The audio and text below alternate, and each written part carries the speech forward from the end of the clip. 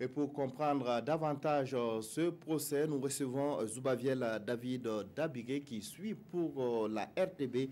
Alors, l'audience donc de ce putsch manqué, du procès de ce putsch manqué. Alors, bonjour Zoubaviel.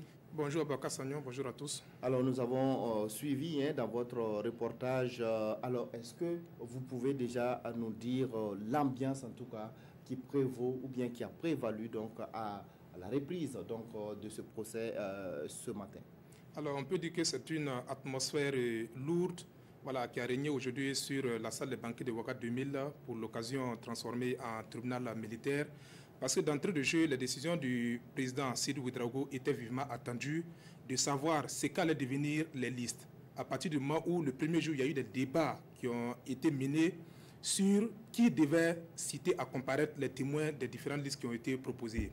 Alors, ce matin, le juge Sédou Ouédraogo a rendu sa décision et a validé 3 listes et 2 listes de personnes accusées et la liste du parquet militaire, rejetant du même coup les listes proposées par les généraux Gilbert Djendjéré et Djibril Bassolé. Alors, le motif qu'il avance, c'est que c'est une décision qui a été... Et les avocats de la défense n'ont pas tenu compte du respect de la loi qui voudrait que chacun, en établissant la liste, bien sûr, de ses témoins, d'abord les notifie 48 heures avant le début de l'audience aux différentes parties prenantes, en l'occurrence ici, c'est-à-dire le parquet militaire et la partie civile, et de donner les citations à comparaître. La citation à comparaître, si vous voulez, c'est un peu comme la convocation. Voilà, vous passez par un huissier, vous lui remettez un papier, d'aller remettre à un tel qui les cité témoin pour répondre, et il doit comparaître devant le tribunal pour répondre d'un certain nombre de faits, et vous lui notifiez pourquoi est-ce que vous voulez l'entendre. Alors, ce qui n'a pas été fait conformément aux dispositions de la loi. Alors, ce matin, le juge Sédou Ouédraogo a décidé d'invalider ces listes-là, au motif que ça n'a pas respecté la loi, et du même coup, la liste du parquet militaire a été validée. Voilà, c'est un peu... Alors, est-ce qu'on peut comprendre par là, comme le disent les avocats, une atteinte donc au droit de la défense? Une atteinte au droit de la défense, c'est relatif. Parce que la décision même qui a été rendue ce matin peut être attaquée devant une juridiction de deuxième degré, c'est-à-dire en appel ou en cassation. Comme cela l'a été du reste avec la décision sur la récusation et du moins le projet qu'ils avaient mûri sur la récusation du juge Sédou Ouédraogo. Alors, malheureusement, ce matin, ils ont décidé de ne pas se pourvoir en cassation, de ne pas faire appel au niveau de la cour d'appel. Les avocats, hein? Oui, voilà, les avocats.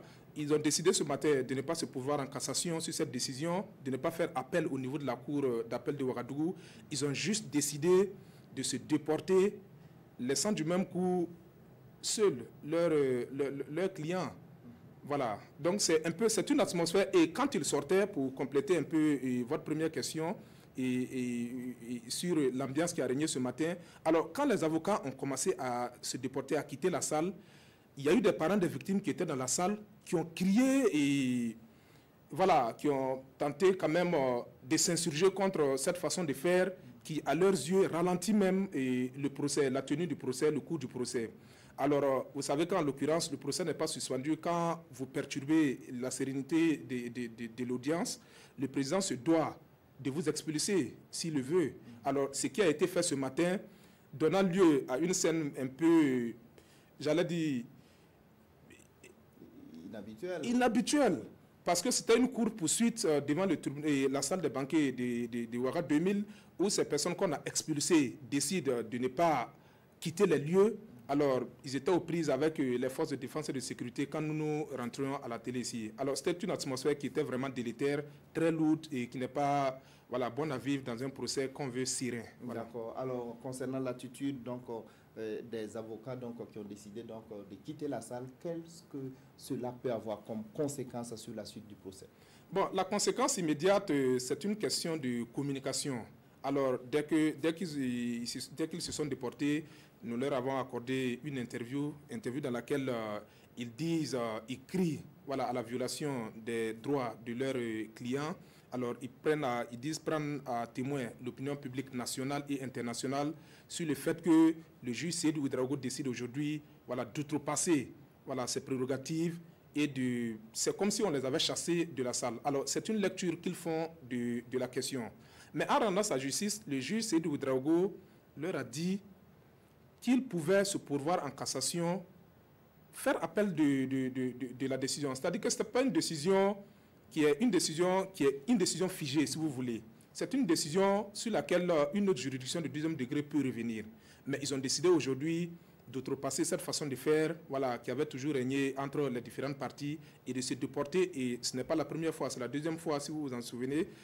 Le 27 février dernier, et du moins, il s'était à la première audience, je pense, il s'était déporté, voilà, laissant le tribunal vide avec leurs accusés.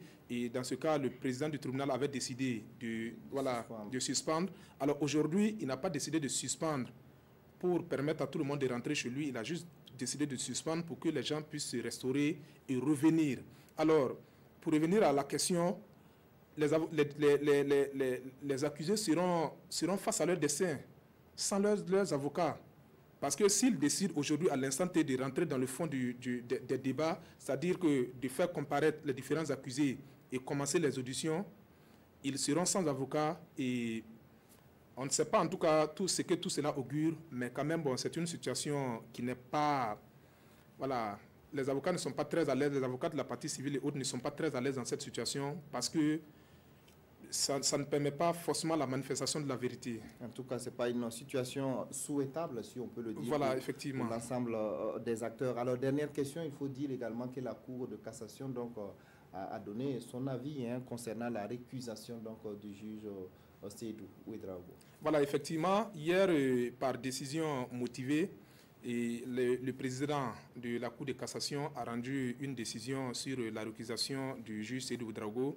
Alors, la Cour de cassation s'est dit incompétente pour connaître du sort de Seydou Ouedraogo. Est-ce qu'il est récusable, n'est pas récusable?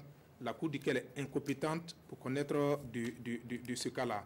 Alors, ce matin, j'ai échangé en aparté avec un avocat de la défense sur cette question qui nous a dit que c'est une décision caduque à leurs yeux. Pourquoi?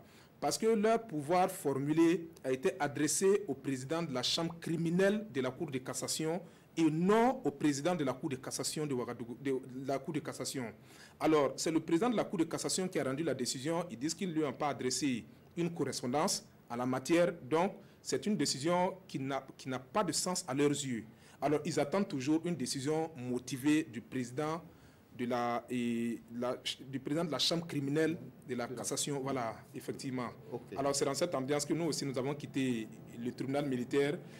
Nous allons y repartir, alors pour vous ramener les dernières nouvelles certainement au journal de 20h. D'accord, en tout cas le procès est censé reprendre à partir de 13h30, je crois. En tout cas, merci à vous pour toutes ces informations relatives donc, au procès du putsch manqué de septembre 2015. Une autre information en bref avant de continuer.